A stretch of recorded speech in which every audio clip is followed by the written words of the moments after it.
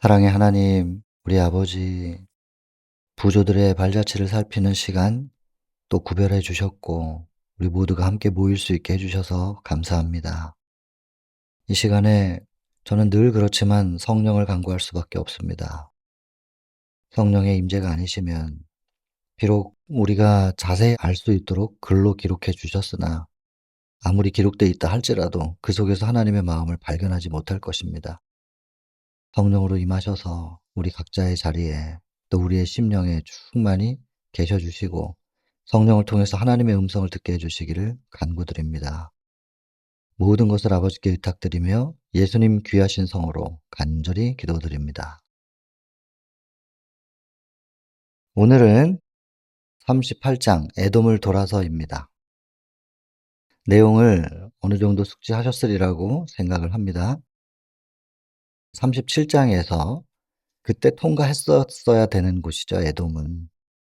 그리고 그 에돔을 통과해서 가나안으로 들어가야 되는 건데, 그리고 에돔을 들어갈 때는 이제 물도 먹을 것도 거기서는 이제 사서 취하라고 그렇게 하나님께서 명령을 주셨고, 절대로 약탈해서는 안 되고 그들에게 피해를 입혀서는 안 된다. 돈을 주고 사서 써야 한다. 이제 그 부분이 이스라엘 백성들이 너무나 이제 받는 것에 익숙해져 있어 가지고 공짜로 그냥 주시는 대로 먹고 반석에서 물이 나오고 그랬었던 건데, '왜 갑자기 돈을 주고 사서 써야 돼?' 이제 이런 것들이 또 불만이었죠. 그 가데스에서 그 불신만 표현하지 않았었으면. 근데 이 부분을 보면요, 우리가 34 장에서 열두 정탐꾼 이야기, 이제 그 이야기가 똑같이 지금 반복되고 있는 건데요. 그 당시에도 그들의 힘으로 전술과 전략으로 싸워서 가나안 사람들을 정복하라고 하신 거 아니었는데, 자기들이 어떤 전술을 좀 세워 보겠다고 정탐을 했다가 물리적인 격차를 너무나 크게 느끼면서 이제 불신이 작용을 했고, 그래서 40 년을 돌았잖아요. 이 40년 광야 생활이라는 것에 대해서 우리는 뭐 이 부조와 선지자 책을 통해서 볼 때는 몇 장이 안 걸려요. 34 장에서 열두 정탐꾼 이야기하고 35장 고라의 반란, 36장 광야에서, 그러다가 인제 가데스로 또 온 거예요. 그게 37 장이었기 때문에 우리에게는 뭐 크게 느껴지지 않는데, 이스라엘 입장에서 보면은 근 40 년이거든요. 한 38 년을 지금 또 광야에서 돌은 거예요. 그리고는 다시 가데스 앞에 왔는데 과거 38년 전의 그 모습이 그대로 또 드러나는 것이죠. 여러 번 말씀드렸지만은 모세 입장이 이해가 되고도 남습니다. 사실 40세 때 할 수 있다고 생각했었는데 한번 물러서게 됐고, 그리고 80세 때 가능하다고 생각했었는데, 가데스 거의 그냥 가나안 앞에까지 왔고 넘으면 되는 거였는데 거기서 백성들 때문에 또 40 년을 또 돌아요. 그리고 이제 120 세쯤 이제는 들어가야 되는 건데, 이스라엘이 또 똑같은 모습을 보이면서 다시 돌아야 되는 상황이 된 거예요. 화가 날 만도 하고 자신의 120 년의 평생을 돌아보는 것이 정말 당연하다는 생각까지 듭니다. 그러나 자기 자아와 자기 동정, 자기 연민에는 빠지지 말았어야 되는 건데, 다른 사람도 아니고 모세 같은 사람은 그랬어야 되는 건데 그렇지를 못했네요. 그래서 인제 반석을 쳤고, 그 물은 먹었어요.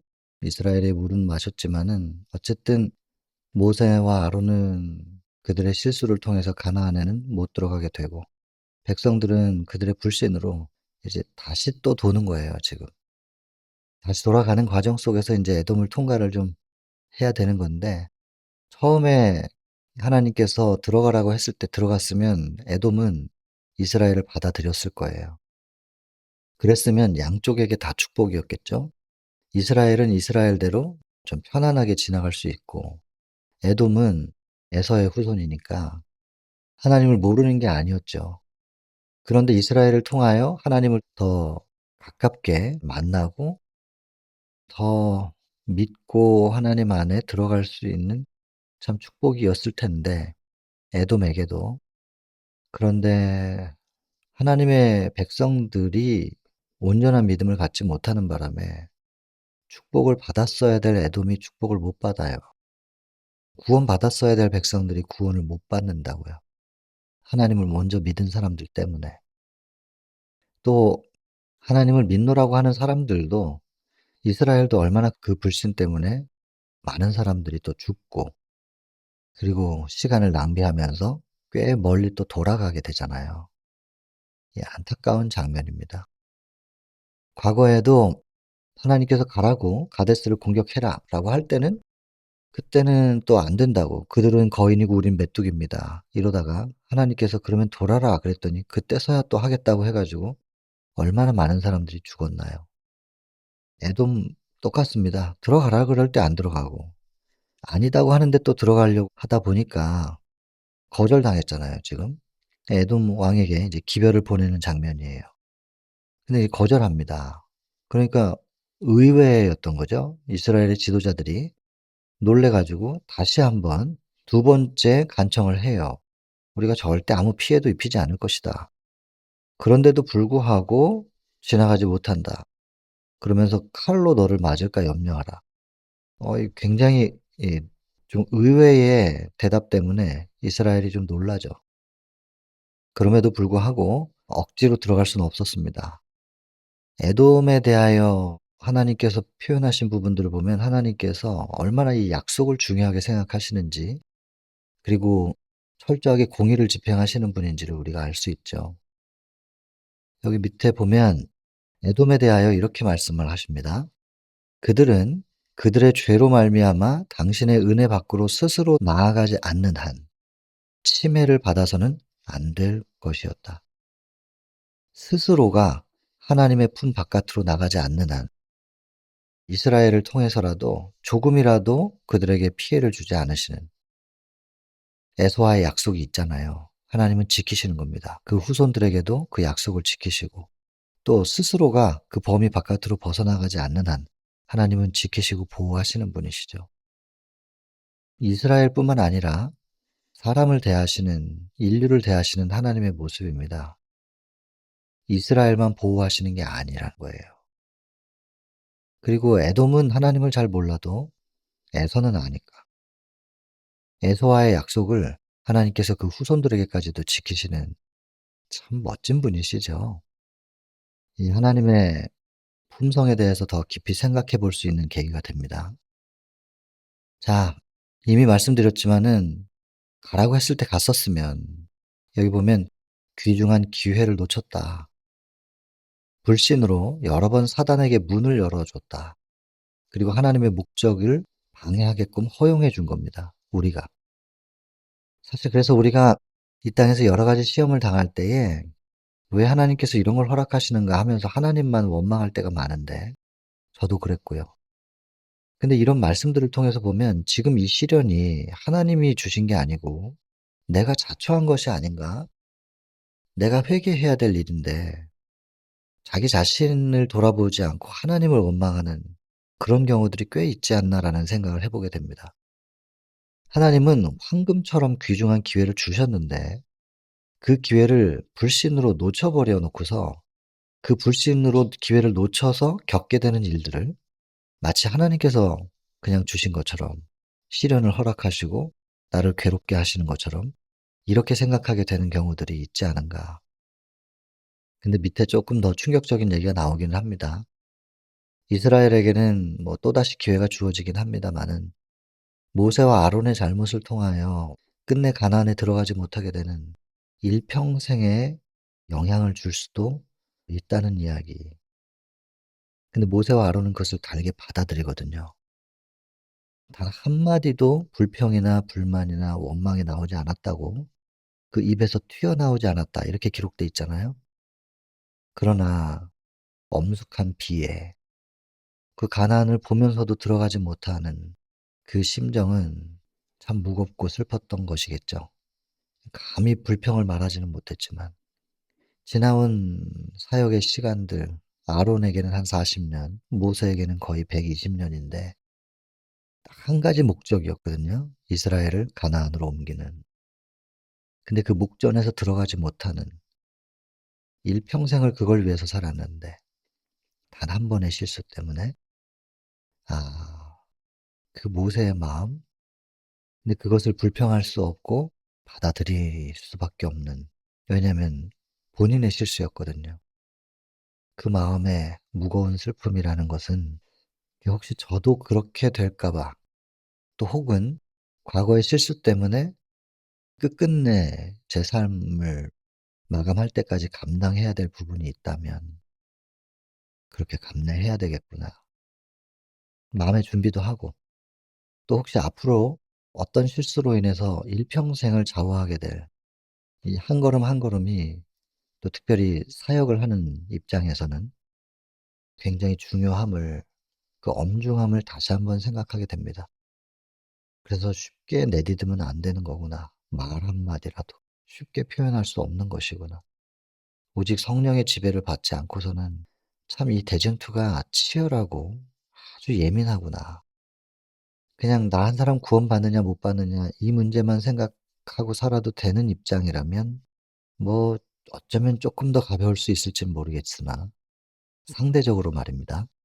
결코 구원이 가볍다는 얘기는 아니고. 그러나 인제 사역을 하는 입장에서는 좀 더 말과 작은 행동이라도 이게 신중해야 할 것이고, 결코 흥분해서는 안 되는 거구나. 늘 진중하고 차분해야 실수를 좀 덜 하겠네. 근데 그러면 또 너무 무거워서 사람들이랑 교감하기가 좀 힘들겠는데, 그렇다 할지라도 차라리 흥분된 가벼움보다는 좀 진중함이 더 안정적이겠다. 그런 생각도 좀 듭니다. 이런 모세와 아론의 실수가 평생에 영향을 주는, 이 모습을 보면서 이게 결코 가볍게 여겨지지는 않습니다. 기회를 주셨을 때 믿고 신속하게 행동하는 일 매우 중요하다. 하나님의 섭리가 길을 열어 주실 때 항상 재빨리 움직일 준비가 되어 있어야 된다. 예, 항상 준비 태세. 예, 군인이죠, 군인. 군인은 일반 사람들하고는 좀 다릅니다. 항상 전투 태세. 전투를 할 수 있는 준비가 항상 돼 있어야 되고, 그래서 군대에서 제일 많이 듣는 말이 인제 차렷이래요, 차렷. 차렷, 열중셔 뭐 이런 건데, 차렷이라는 게 무슨 차렷이에요? 정신 차려거든요. 그다음에 뭐 좀 힘든 훈련 전에는 얼차려도 많이 받잖아요. 그 얼차려가 인제 정신 차리게 하는 훈련이란 말이에요. 그래서 항상 대기 상태, 정신이 차려져 있다가 갑자기 어떤 일이 발생하면 신속하게 반응할 수 있는, 이런 준비가 되어 있어야 되는데, 그래서 우리 재림교인들은 좀 이 선악의 대쟁투를 타교파보다는 좀 더 많이 강조를 받고 있거든요. 책도 있고. 우리 좀 군인 정신을 좀 가져야 되는데 이제 전투에 나갈 생각이 전혀 없는 것 같은 그런 모습들은 가슴 아픈 일입니다. 하나님께서 안타깝게 생각하실 거라는 생각이 듭니다. 야곱과에서. 그리고 만약에 하나님께서 생각하셨던 대로, 그 의도하신 대로 통과했었으면 서로에게 축복이 됐을 것이다. 이렇게 돼 있고. 자, 그래서 에돔을 통과하지 못하니까 이제 돌아요. 다시 남쪽으로 도는데 거기에 이제 호르산이 있었는데, 여기서 아론이 죽게 될 것이라는 것이 예고가 되죠. 그리고 모세와 아론이 같이 호르산을 오릅니다. 다사다난했던 생애. 두 사람은 여기 기록에 보면 천천히 걸었다고 돼 있습니다. 아주 천천히 산 위로 올라가면서, 이제 나중에 모세도 그렇지만 아론도 본인이 이제 생을 마감해야 된다는 걸 알고 죽을 장소로 지금 걸어가는 거예요. 근데 인제 여기선 더 이상 아론이 자기 인생에 대한 연민이 표현되진 않아요. 혹은 두려움도 표현되지 않습니다.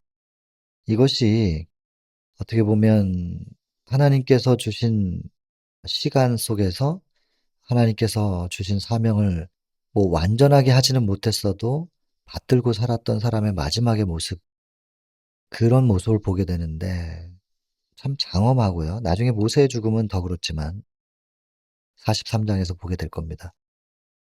참 장엄하고, 인간적으로 볼 땐 참 멋있어요. 예, 실수가 있긴 하였어도 이 마무리가 '이렇게 죽을 수 있으면 좋겠다.' 그런 생각 많이 하면서 봤습니다. 다사다난했던 생애에 대해서 이야기하고 그들은 참 능력 있는 사람들이었대요. 뭐 하나님께서 또 개발시켜 주신 능력이지만 그 능력을 사명을 위해서 사용하면서 평생을 보내고 이런 사람들의 이 노년의 용모를 여기 적어 놨잖아요. 지적인 능력, 확고하고 고상한 목적과 강한 애정의 증거가 그 용모에서 나타났대요. 그게 그 용모가 어떠했길래 굳이 뭐 외모를 보면 여기 머리카락이 120 년의 풍상을 겪어서 눈과 같이 희었다 이런 표현. 근데 외모는 요런 표현 정도밖에 없는데 나중에 요 밑에서 보면 지적인 능력, 고상한 목적, 그리고 강한 애정의 증거가 그 용모에서 나타났다고 하는데 이게 잘 그려지진 않아요. 아무튼 이 영감의 글은 이 두 사람의 용모를 이렇게 표현을 합니다. 그려지진 않지만 참 이미지는 너무 멋있는 모습인 것 같긴 해요.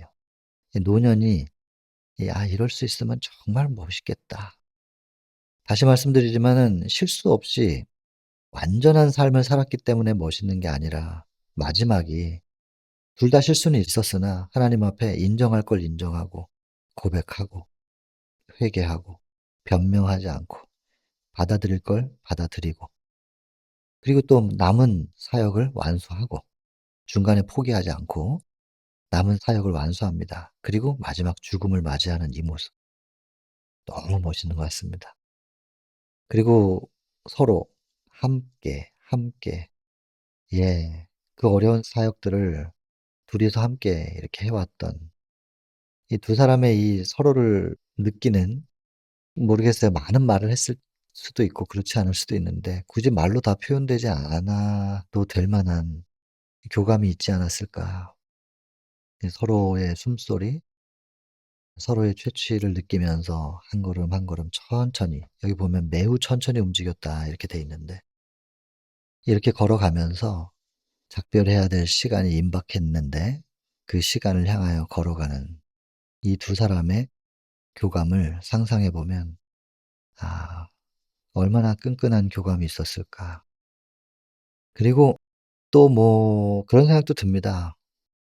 뭐 감히 비교할 건 아니지만 사명을 받들고 살아가고 있는 저도 '이런 파트너가 있으면 인생의 마지막 즈음에 참 행복하겠다.'라는 생각. 근데 이제 모세는 좀 덜 행복하죠. 아론이 먼저 죽고 혼자 좀 버텨야 되는 시간이 있었으니까. 그러나 뭐 그래도 이 본문에 보면 이렇게 돼 있죠. 아론이 죽고 나서 모세는 더 하나님께 매달렸대요. 이젠 하나님밖에 없으니까.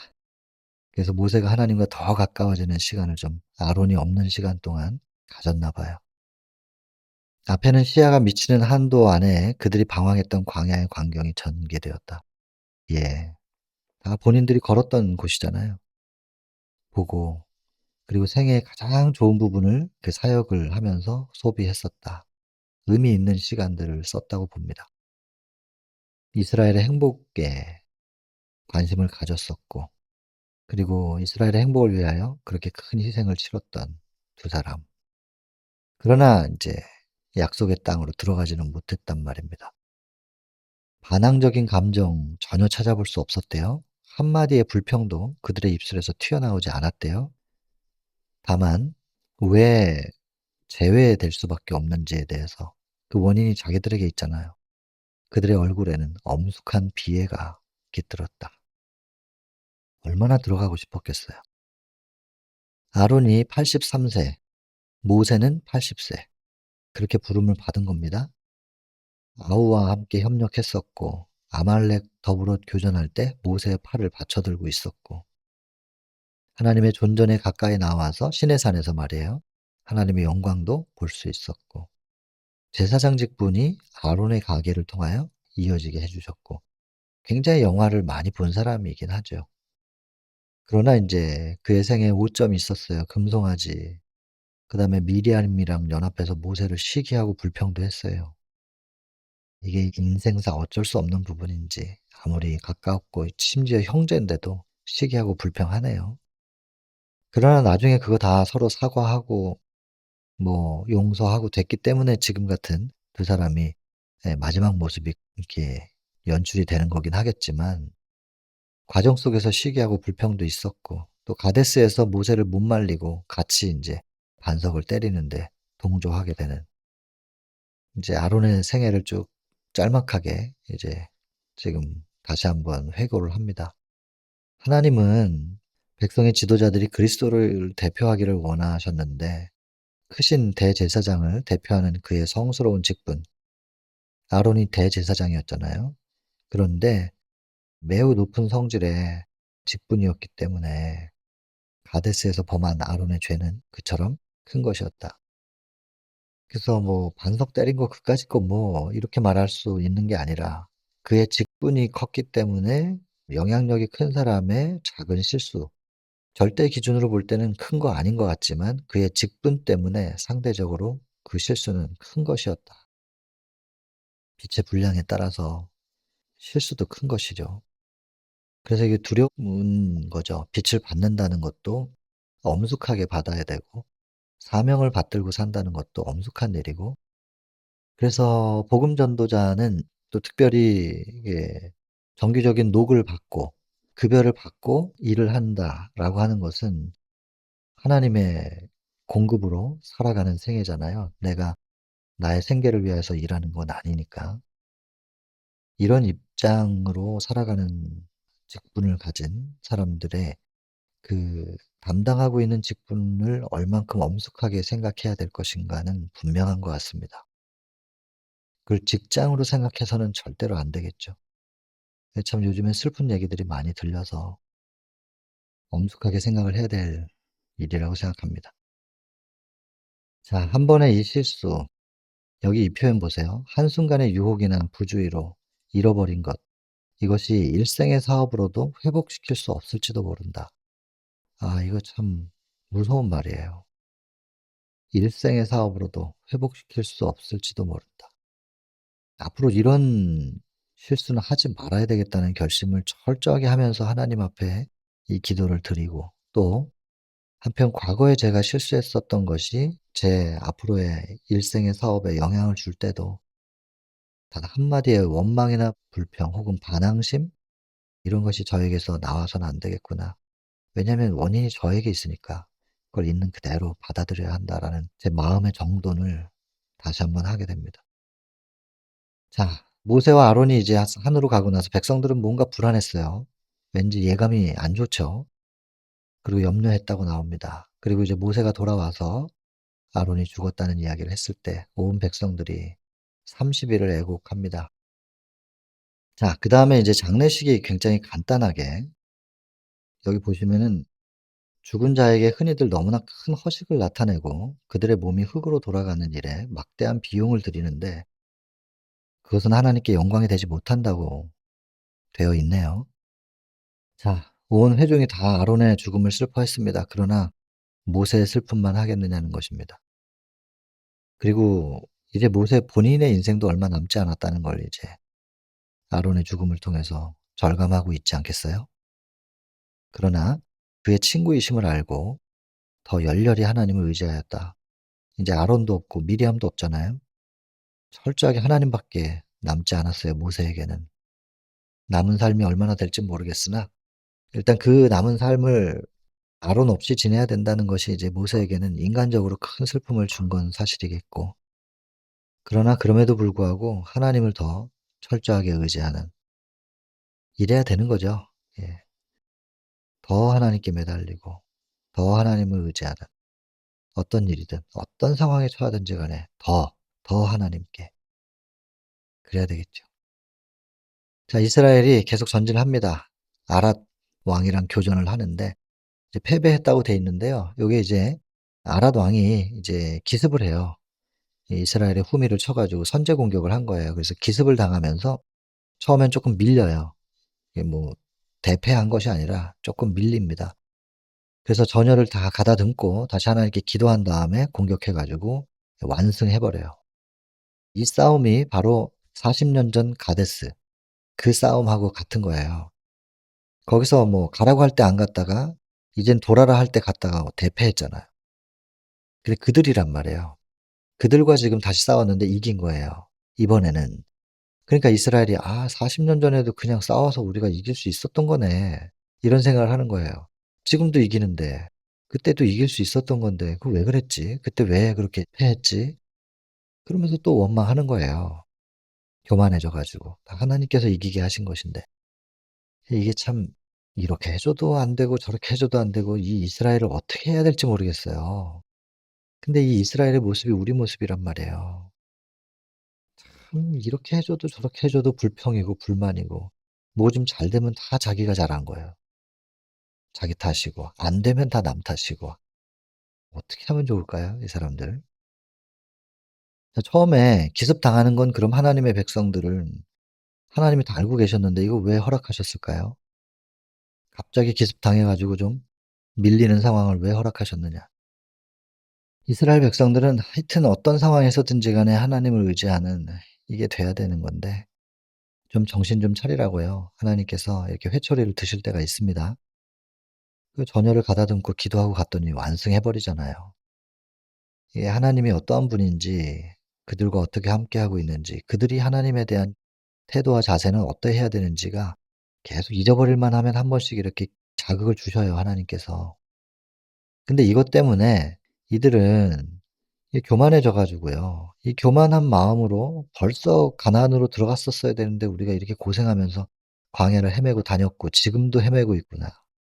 이게 다 자기들 탓인데 이걸 자꾸 남 탓을 하는 거예요. 모세 탓하고 심지어는 하나님을 탓하고.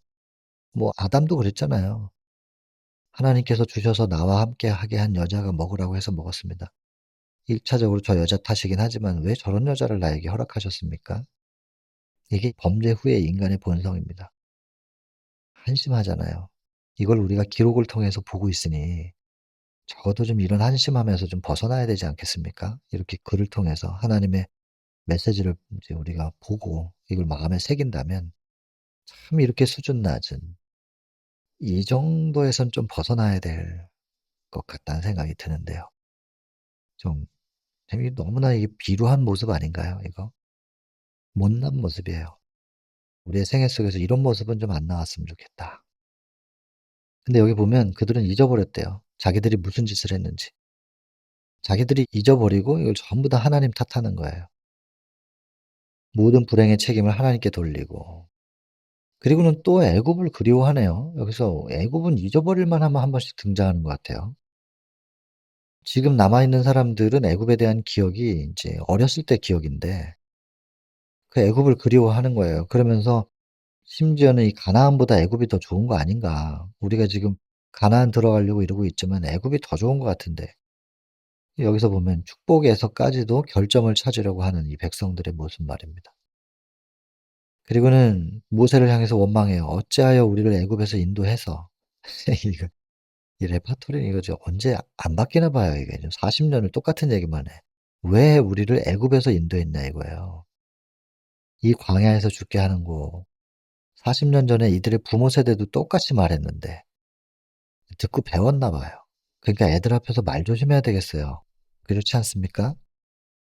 함부로 말하면 그 애들이 똑같이 배워 가지고 이렇게 똑같이 말하잖아요. 40 년이 지났는데.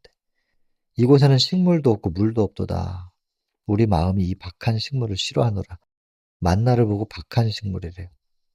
하나님이 주신 축복을. 아 그래서 하나님께서 항상 하나님을 거부하면 하나님은 어쩔 수가 없으세요. 늘 가까이 오고 싶으신데 백성들이 거부하면 좀 물러나시고 하나님 물러나면 또 그들이 또 힘들잖아요. 그래 가지고 또 회개하고 "좀 가까이 오세요." 그러면 그때서 하나님 또 가까이 오시고. 우리가 하나님께 왔다 갔다 하는 게 아니라 우리가 하나님을 밀어요 자꾸만. 밀어내고 그리고 또 불렀다가 또 가라 그랬다가 무슨 하나님을 가지고 장난하는 것도 아니고 말입니다. 힘들면 오라 그러고 뭐가 좀 만족스러우면 가라 그러고 이게 이스라엘의 모습이었는데 우리는 어떤가요? 힘들면 기도하고 매달리고 그래서 하나님께서 기도 응답해 주셔서 그거 해결해 주시면 계속 그렇게 하나님 붙잡고 살아가나요? 그냥 기분 좋게 헬렐레 해 가지고 이 땅에 만족하면서 살다가 하나님 모른 척하고 그러다가 하나님의 빈자리 때문에 사단이 역사하면 '또 큰일 났구나.' 그러면서 또 하나님 붙잡고 이게 계속 반복되지 않습니까? 하나님을 붙잡고 있는 손을 놓치지만 않는다면 사단이 우리를 그렇게 함부로 못할 텐데 절대로 농락하지 못하는데요. 사단이 우리를 넘어뜨릴 수 없습니다. 하나님과 우리가 함께 있는 한. 요한일서 3 장의 7절 9 절. 그리스도 안에 있는 사람들은 범죄하지 않는다. 우리를 범죄하게 할 수 없다는 거예요, 사단이. 9 절. 하나님께로부터 난 사람들은 범죄하지 않는다. 거듭나고 하나님이 내 안에 살아 계시고 우리가 하나님 안에 살아 있을 때 하나님과 동행하고 함께 동거하는 삶을 살아가고 있을 때 사단은 우리를 절대로 죄짓게 할 수 없다. 성경에 그렇게 기록되어 있습니다. 우리가 자꾸 넘어지고 죄에 빠지고 이런 것은 하나님을 놓쳐서 그런 거죠. 그래서 하나님께서 밀어내니까 어떡하겠어요. 할 수 없이. 보호를 하실 수가 없는 상태가 됐잖아요. 근데 이 사람들이 하나님께서 어떻게 그들을 보호했는지를 늘 잊어버리는 거예요. 보면서도 구름 기둥, 불 기둥 있죠. 물 주고 만나 주죠. 그리고 심지어는 맹수와 독사류 제거해 가지고 오래 걸어도 발이 부르트지 않았고 옷이 헤어지지 않았고 다 하나님의 은혜였는데 이걸 거의 의식하지 못하는 거죠. 그냥 너무 당연한 거예요. 늘 있으니까. 이렇게 보호하셨었던 것을 이제 거두십니다. 밀어내니까 할 수 없잖아요. 그래서 뭐 독사에게 물리는 일이 이제 생기는 거죠. 아시는 것처럼. 그랬더니 뭐 불평이 어떻게 나와요. 당장 독사에서 물려 가지고 죽는 이렇게 더 긴박한 상황이 생기니까 불평불만 싹 사라지고 모세에게 나와서 죄를 고백하고 탄원합니다. 중재할 수 있는 유일한 사람 모세. 알잖아요. 여기 보면 이런 표현이 있어요 이거. 굉장히 의미심장한데 보시면은 얼마 전까지만 해도 그들은 모세를 그들의 가장 큰 원수고 그들의 모든 고통과 재난의 원인이라고 비난했었던 거예요. 그러나 그런 비난을 말할 때라도 그들은 그들의 비난이 잘못된 것임을 알고 있었대요. 모세 탓이 아니라는 걸 알고 있는 거예요 사실은. 근데 누구라도 자기 탓이라고 하고 인정하고 고백하면 자기가 괴롭잖아요. '내 잘못 때문에 이렇게 되는구나.' 그것 때문에 자기 탓이 아니고 저 사람 탓이라고 할 대상이 필요했나 봐요. 그 자기들도 속으로는 알고 있으면서 그 비난이 잘못된 걸 알고 있으면서도 모세는 그들에게 원수다. 가장 큰 원수다. 모세 때문에 이렇게 고생하는 거다. 이렇게 말했다는 거예요. 알면서. 근데 진짜 이 보호가 거두어져 가지고 뱀에게 물리고 이러니까 모세 찾잖아요. 그들을 위하여 하나님께 중재할 수 있는 유일한 사람 모세. 아이고 참. 근데 모세는 이 백성들이 와서 도움을 요청하면 들어줘요. "뱀들을 우리에게서 떠나게 하소서."라고 기도를 하는 거예요 모세는. 저는 "너희들이 그때 그렇게 한 거니까 너희들이 그거는 감당해야 되지 않겠냐. 예 그 감당하는 걸 통해서도 배우는 거니까 감당해 봐라." 이러는 거죠. "왜 나를 그럼 비난했냐." 이거죠. 이게 복수하는 거잖아요. 모세는 안 그렇다니깐요. 참 이 모세의 온유함은 모세가 큰 지도자임은 틀림이 없습니다. 그리고 모세처럼 될 수 있으면 참 좋겠는데 꿈을 꿔 봅니다. 자 하나님께서 구리뱀 만들으라 그랬습니다. 쳐다보면 다 산다. 이제 이 26 번째 문단부터 32 번째 문단까지 인제 똑같은 얘기예요. 하나예요. 구리뱀, 예수님을 상징하는 구리뱀. 쳐다보면 산다. 이거예요. 구리뱀을 쳐다보면 어떻게 살아요. 뱀에 물려 있는데 독을 빨아내 주거나 뭐 어떻게 치료를 해 줘야지. 구리뱀 쳐다보면 산다는 이 말을 가뜩이나 지금 아파 죽겠는데 염증이 심하고 아까 보니까 염증을 유발시킨다고 하대요. 열이 나고 몸이 굳어가고 신경이 마비되어 가니까 움직이기가 힘들어요. 고개 돌리기도 힘든 상황에서 굳이 이렇게 천막 바깥으로 나와 가지고 높이 들려 있는 구리병을 쳐다보라고 하니 '저걸 쳐다보면 낫겠나. 뱀에 물렸는데 그냥 구리뱀을 쳐다보라고? 말도 안 되는 소리 하네.' 인제 이러면 죽는 거죠. 그 말도 안 되는 일을 요구하시는 그 하나님의 섭리와 이유 그거를 알고 믿고 쳐다보면 낫는 것이었는데 근데 사실 인간적으로 보면 말도 안 되는 얘기를 하죠. 힘없이 죽어가는 자들일지라도 한 번 쳐다보기만 하면 완전히 회복되었다. 아 구원의 도가 담겨 있죠. 한 번만 쳐다보기만 했어도 완전히 회복될 일인데 그걸 안 보고 죽는 거예요. 아, 그냥 눈만 한번 돌려라. 눈만 돌려서 딱 보기만 해도 살 거라고 그랬는데 완전히 회복되었다 그랬는데 그걸 안 돌리고 안 보고 죽습니다. 여러분 이게 마지막 죽어가는 순간에 그냥 눈만 돌려서 노뱀을 보기만 했었으면 완전히 회복될 수 있었는데 마지막 순간에 그게 뭐예요? 끝까지 눈도 안 돌려서 끝내 그걸 안 보고 죽는 사람들 보기만 하면 산다 그랬는데 이렇게 갈라지는 경우도 있을 것입니다. 근데 이 부분을 여기 지금 27 문단에서 이렇게 표현해요. "이 단순한 방법으로 백성들은 그 같은 고통이 그들의 죄로 인하여 이르러 왔음을 깨닫게 되었다." 이게 무슨 뜻이에요? 지금 구리로 만든 뱀에게는 그것을 쳐다보는 자들을 그처럼 변화시킬 능력이 없다는 것을 잘 알고 있었다. 치료하는 능력은 하나님께로부터 오는 것이다. 그러니까 그냥 쳐다만 보면 낫는다는 거는 구리뱀이 낫게 해 주는 게 아니잖아요. 쳐다만 보면 하나님께서 낫게 해 주신다는 이 단순한 방법. 이 단순한 방법으로 구원을 해 주셨는데 반대로 이 단순한 방법으로 백성들은 그 같은 고통이 그들의 죄로 인하여 이르러 왔음을 깨닫게 되었다. 그러니까 여러분 회복이 단순하게 이렇게 하나님께서 고치시는 것처럼 우리에게 이런 고통이 오는 과정도 어떻게 보면 되게 단순한 거예요. 그래서 지나온 시간들을 좀 돌아보면서 우리가 너무 부주의하고 이 단순한 것들을 놓쳐 가지고 지금 이렇게 된 것이라는 것에 대해서 좀 깊이 돌아볼 필요가 있습니다. 이 단순한 방법으로 백성들은 그 같은 고통이 그들의 죄로 인하여 이르러 왔음을 깨닫게 되었다. 하나님께서 치료해 주시는 방법은 굉장히 단순했는데 이 단순한 방법을 통해서 자기들이 겪고 있는 이 고통이 누구 원망할 게 아니고 자기들의 죄로 인하여 이르러 왔다는 것을 깨닫게 됐다는 거예요.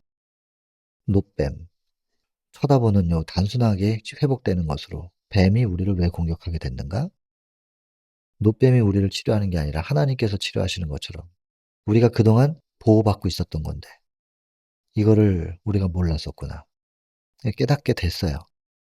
너무 흔하고 너무 당연한 것이어서 이들이 하나님의 은혜와 축복을 당연하게 여기는 그런 상태가 문제였음을 이제서야 깨닫는 것입니다. 사실 그래서 하나님께서 우리에게 뭐 대단히 복잡한 거를 얘기하시는 것 같진 않아요. 단순하게 깨닫게 하시고 구원의 도도 발견하게 하시는데 그들은 또한 이 또한도 중요합니다. 그래서 말이에요. 하나님을 순종하는 동안에는 두려워할 필요가 없다는 것도 깨닫고 그 보증을 다시 한번 받은 거예요. 아까도 말씀드렸잖아요. 내가 그리스도와 함께 십자가에 못 박혀 죽고 내 안에서 그리스도께서 사시고 내가 지금 살아가는 것은 그리스도를 믿는 믿음 안에서 살아가는 이 경험, 갈라디아 2장 20 절의 이 경험만 우리가 유지한다면 두려워할 필요가 없다. 뭐 사단이 우리를 어쩌지 못하는다니깐요. 하나님과 함께 있으면서도 우리는 범죄할 수 있고 뭐 언제든지 뭐 우린 뭐 인간이 어쩔 수 없는 거지. 아니에요. 어쩔 수 없는 게 아니라 하나님이 우리 안에 계시고 우리도 하나님 안에만 있으면 두려워할 필요가 없어요. 사단이 우리를 함부로 못 한다니까요. 이걸 믿어야 돼요. 근데 이걸 안 믿어요. 그래서 그냥 어쩔 수 없이 우리는 숙명적으로 죄인이니까 계속 죄 짓고 사는 거야. 그리고는 그게 순응해요 그냥. 죄가 내 안에 들어오는 것을. 여러분 이렇게 살면 안 된다니까요. 이거 하나님께 수치를 돌리는 일입니다. 하나님이 보호하시면 뱀이 우리를 못 물어요. 뱀이 뭔데요? 뱀이 사단인데. 여기 보시면은 뭐 다 아시는 내용이지만 독소의 영향, 우리가 스스로 구원할 수 없어요. 오직 하나님만 하실 수 있어요. 믿음. 계속 믿음 강조하잖아요. 믿음, 믿음. 그리스도를 상징하는 노뱀. 그리스도의 공로를 믿어야 되고 하나님께 제물을 가져왔고 충분한 속죄가 이루어진 줄 알았는데 양만 바치면 되는 거예요, 양? 양만 죽여서 그 피만 흘리면 되는 거냐고요. 이 제물들이 장차 오실 구속주를 의미하는 건데 표상하는 건데 그 구속주를 의지하지 않았다. 겉모양은 믿는 것 같은데 믿는 게 아닌 거예요. 여러분 여기 지금 계시록 12장 9 절에 사단의 이름이 뱀이에요. 옛뱀. 지금 독사에 물린 거 실제로 물렸지만 이스라엘 백성은 영적으로 보면 우리는 모두 사단에게 지금 물려 있는 상태라니까요. 노뱀을 보면서 하는 것처럼 마귀에 의해서 다 물려 가지고 독이 퍼져 갖고 우리가 지금 움직이지도 못하고 제대로 사고를 못 해요.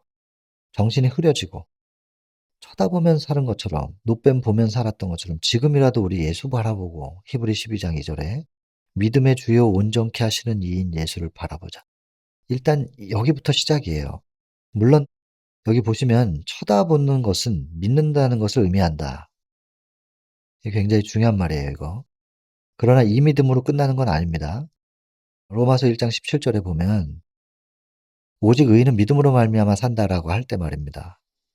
복음에는 하나님의 의가 나타나서 복음에 담겨 있는 하나님의 의, 이게 굉장히 의미심장한데 이건 지금 얘기하기는 좀 시간이 없고, 아무튼 복음에는 하나님의 의가 나타나서 믿음으로 믿음에 이르게 한다라고 돼 있잖아요.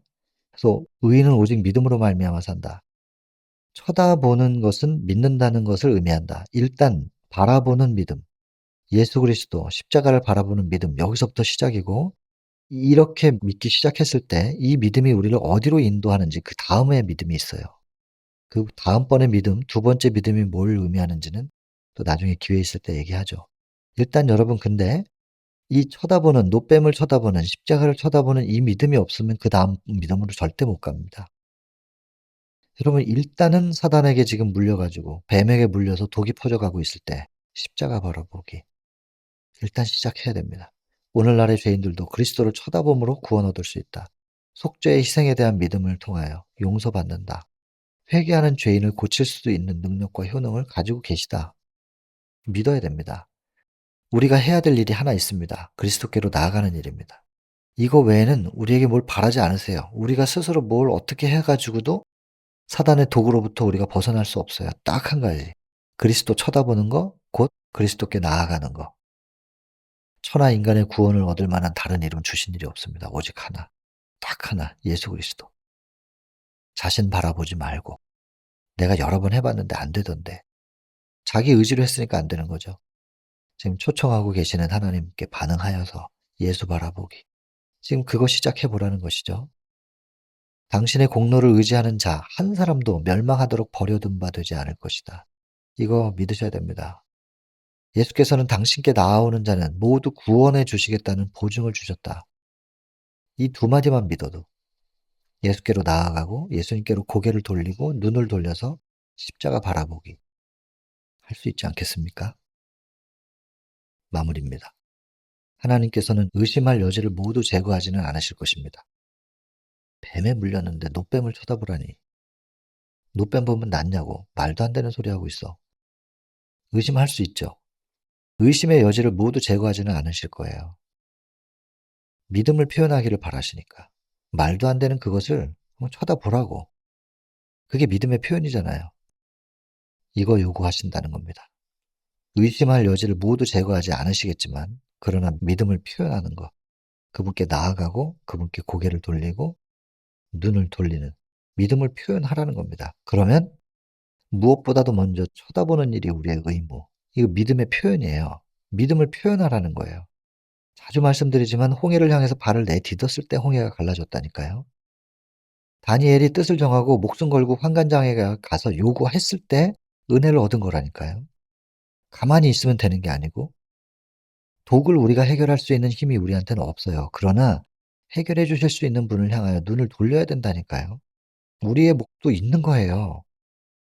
그냥 가만히 있으면서 다되게 해 달라는 게 아니고 우리는 우리의 몫을 하고 하나님은 하나님의 일을 하실 것입니다.